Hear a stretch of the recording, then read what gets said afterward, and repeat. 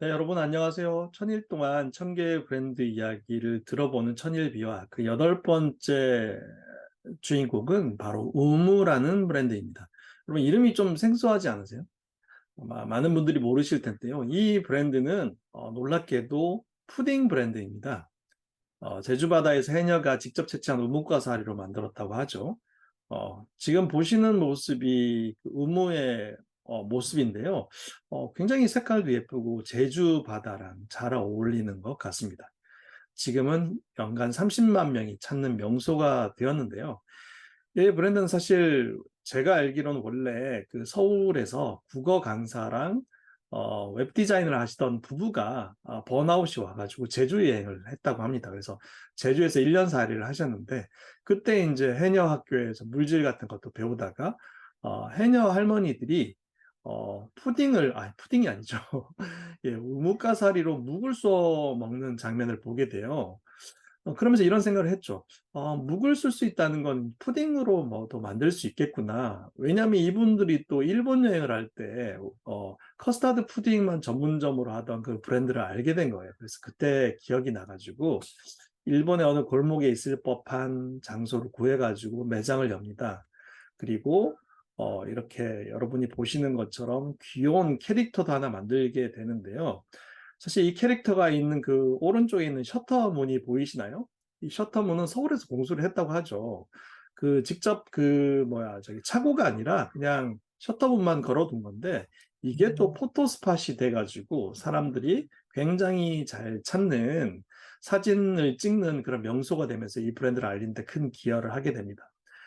여기 보이시는 그 우무라는 브랜드 로고는 조카들에게 그려보라고 시켰다고 하죠. 그래서 삐뚤빼뚤한 글씨가 오히려 전문가가 만든 그림보다 더 매력적인 그림이 돼서 지금 굉장히 다양한 굿즈를 판매하고도 있습니다. 제주 행위들이 취재한 우뭇가사리는 물론이고 당근, 말차, 땅콩 같은 사실 제주산 식재료를 활용을 해서 다양한 푸딩을 개발해서 연간 20억 원의 매출을 올리고 있고요. 방부제와 보존제를 쓰지 않는다고 해요. 그래서 구매 직후에 먹어야 하기 때문에 오히려 핫한 아이템이 되었습니다. 왜냐하면 제주에만 가서만 먹을 수 있으니까요. 물론 보존제를 쓰면 더 많이 만들 수 있는데 사실 여전히 제주 해녀들을 알린다는 마음으로 한정 수량만 선보이는 정책을 고집하고 있다고 합니다. 그래서 배송으로 살 수가 없어요. 그리고 하루 생산량도 한계가 명확한데 놀라운 건 이렇게 한계를 두었는데 사람들이 오히려 더 많이 찾아온다는 거죠. 왜냐하면 현지에서만 먹을 수 있는 아이템이 되니까요. 그래서 2호점을 냈는데 2호점이 있는 거리는 아마 원래 거리 이름이 바뀌어가지고 우무 삼거리로 바뀌었다라고 얘기를 들었습니다. 그럼 정말 놀랍지 않나요? 푸딩 하나를 팔아가지고 이렇게 거리의 이름까지 바꿀 수 있다는 건 정말 대단한 브랜드인 것 같습니다. 이 브랜드는 또 애플 망고를 활용한 젤리도 만들고요. 귀여운 아까 보여드렸던 브랜드 굿즈를 만들어서 이런 굿즈는 온라인 스토어에서 판매가 가능한 모양입니다. 그리고 피부에 좋은 미네랄 가득한 우뭇가사리를 이용해서 비누와 화장품 브랜드 등 우무숍으로 브랜드 확장을 시도하고 있습니다. 최근에는 국내 한 대형 편의점과 협약을 해서 아이스크림도 만들고 있다고 합니다.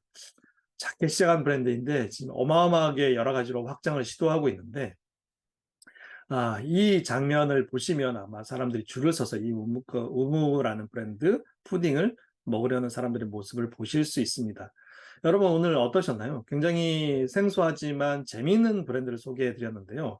일단 이 브랜드의 성공 요인은 가장 제주다운 아이템을 구했다는 것. 사실 이 제주에서 나는 우뭇가사리가 우리나라에서 가장 청정한 바다에서 채취할 수 있기 때문에 가장 깨끗한 우뭇가사리라고 합니다.